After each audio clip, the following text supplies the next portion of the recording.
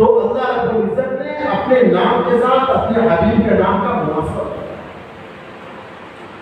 اور کسی نبی نے اللہ کو دیکھا نہیں ہے، میرے نبی نے ایسے آمنے سامنے اللہ کی زیارت کی، اللہ کا دیدار کیا۔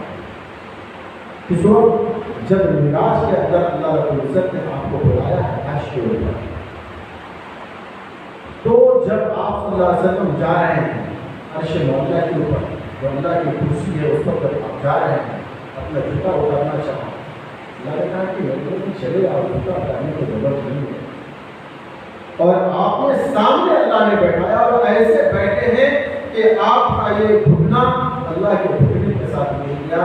اس کو قرآن نے قاف اور صحیح سے تعبیر کی۔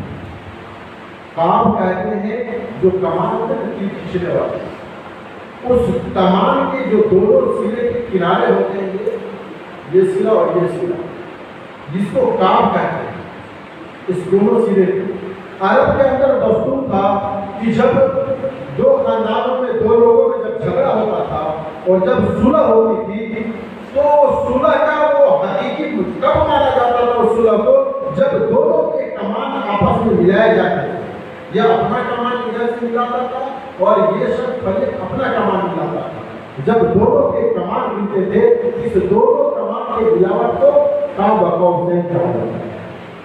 تو اللہ اور اللہ کے حبیب اس طریقے سے بیٹھے ہیں کہ بالکل قاب قوسین کی طرح، یعنی دونوں کے گھٹنے آپس میں مل گئے۔ اب نبی سوچ رہے ہیں کل کو جاتا ہے تو سے بڑے کے پاس جاتا ہے تو سلام کرتے ہیں آپس میں السلام علیکم، تو اللہ تو خود سرابر سلام ہے، سلامتی ہے، اللہ کو سلام کیسے کہتے ہیں؟ تب جب آپ پہنچے ہیں تو آپ نے سلام کیا کس طریقے سے؟ التحیات للہ والصلوات، التحیات للہ والصلوات، کہ میری جانی، میری دماغی اور میری بدنی کے بعد اپنا دل دیں۔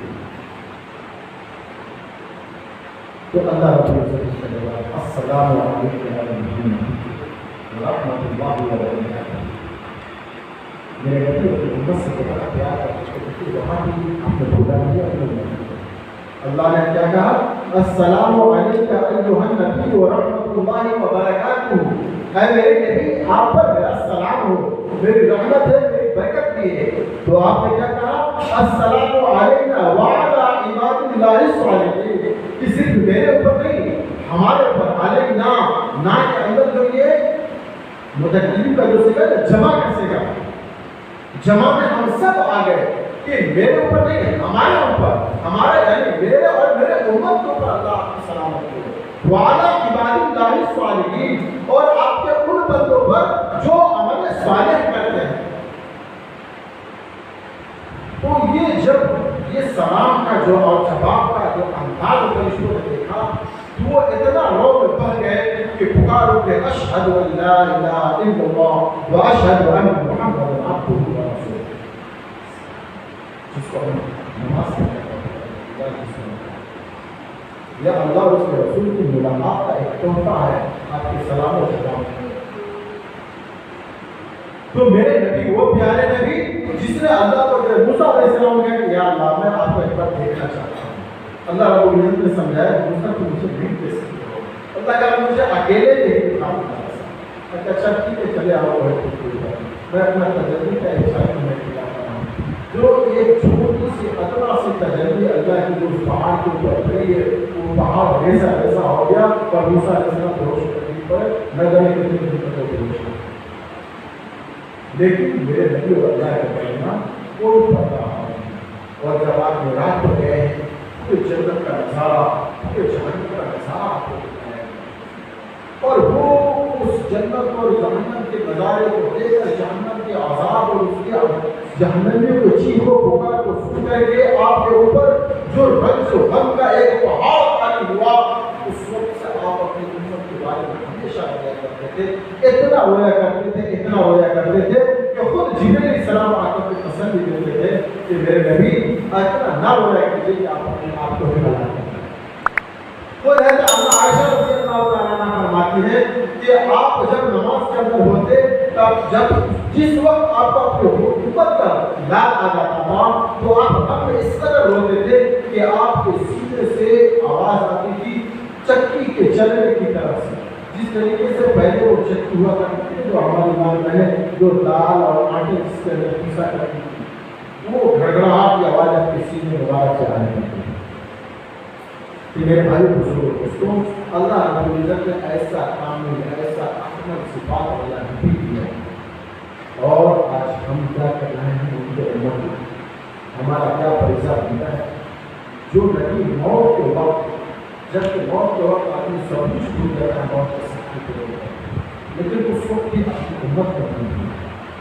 اللہ تبارک و تعالیٰ نے حضرت اسرائیل علیہ السلام کے ساتھ جبریل سے اور کہا کہ دیکھو میرے مقبول سے اجازت لے کر کے کمرے کے اندر چلو۔ جب دروازے پہ گئے ہیں، جبریل السلام نے اللہ کا سلام کیا، یا نبی اللہ رب العزت نے آپ کو سلام کیا ہے، اور کیا مجھے اندر آنے کی اجازت ہے؟ آپ صلی اللہ علیہ وسلم نے کہا جبریل اندر آئے۔ اندر آئے تو آپ نے پوچھا کہ دروازے پر کون کھڑا ہے؟ کہا کہ ہے کہ اسرائیل ہے، آپ کی اجازت کے منتظر ہے۔ کہا کہ بلاؤ ان کو۔ جو اندر آیا پوچھا کہ اسرائیل کیسے آ رہا ہے؟ کہ اللہ رب العزت نے مجھے بھیجا ہے، اگر آپ کی اجازت ہو تو میں آپ کو روح قبض کرنے کے لیے آیا۔ کہا کہ اسرائیل کہ تم میرا بھی روح قبض کر لو؟ فرمایا کہ اگر آپ کی اجازت ہو تو آپ کی روح قبض کرنے کے لیے آپ ہو گئے۔ اتنا کہا کر کے آپ کا امت کیا ہے اور آپ رونے۔ اللہ رب العزت باوجود اس کے کو عالم الغیب ہے، وہ ہر چیز کو جانتا ہے، لیکن تسلی کے لیے جبریل السلام کے پاس وہی بھیج رہے ہیں کہ جبریل میرے حبیب سے پوچھو کہ آپ کے رونے کی وجہ کیا ہے؟ آپ نے پوچھا کہ اللہ کے رسول آپ روتے ہو۔ فرمایا جبریل مجھے میری امت یاد آ گئی کہ جاؤ جا کر اللہ تعالیٰ سے یہ پوچھ کر کے آؤ کہ میرے بعد میری امت کا کیا ہوگا۔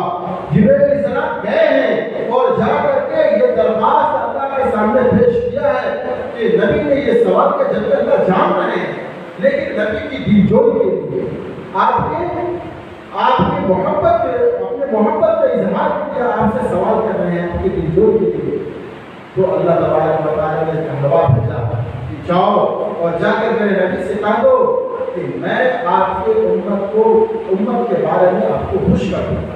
آپ صلی اللہ علیہ وسلم نے فرمایا میں تو جب خوش ہوں گا جب میرا ایک بھی امتی باقی نہ رہے جنت میں جانے سے، ایک بھی امتی باقی نہ رہے جنت میں جانے سے۔ لیکن آج میرے دوستوں، آج امت کا حال کیا ہے؟ یہ کسی سے ڈھکا چھپا نہیں۔ ہر شخص اپنے بارے میں خود جائزہ لے سکتا ہے کہ آج ہمارے اعمال کیا ہیں۔ قسم خدا کی یہ بات قسم کھا کر کہی جا سکتی ہے کہ اگر اس دور میں صحابہ کرام ہوتے اور آج کے ہمارے اعمال کو دیکھتے تو ہمارے اوپر کفر کے فتویٰ لگاتے۔ یہ کافر ہے، یہ مشرک ہے۔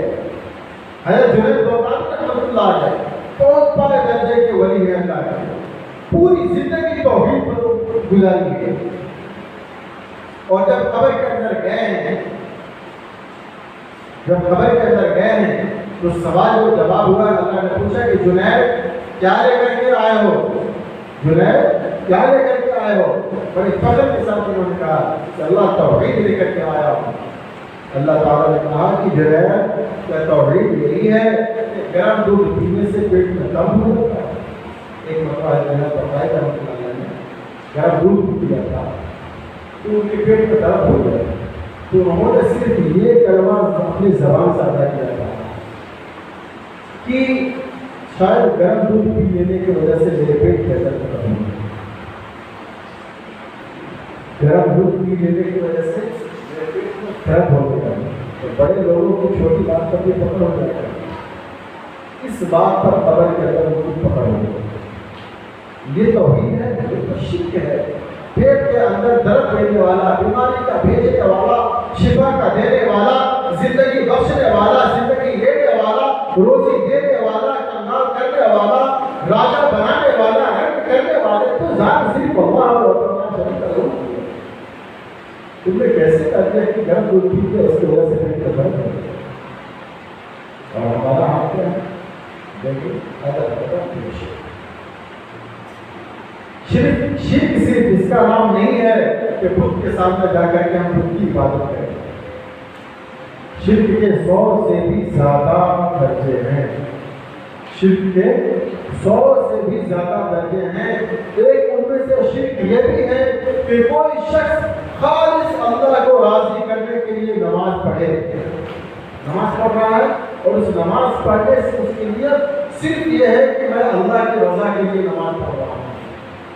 اور کوئی شخص بغل میں آ کر اس کے بیٹھ جائے اور یہ خیال اس کے دل کے اندر آ جائے کہ یہ مجھے دیکھ رہا ہے اور وہ نماز کو ذرا اور بڑا سما کر کے پڑھنے لگا. یہ شخص دیکھے تو دیکھ بڑی اچھی نماز پڑھتا ہے. اس نے یہ شرک کیا. اس نے شرک کیا. اب وہ نماز اللہ کے لیے نہیں رہ گئی بلکہ اس کے دل کے اندر جو وسوسہ آیا کہ فلاں شخص دیکھ رہا ہے, اسے دیکھ کر کے اپنی نماز کے اندر ذرا سا اور اطمینان اور سکون لایا, اس کو بنانے سنبھالنے لگا. یہ شرک کیا.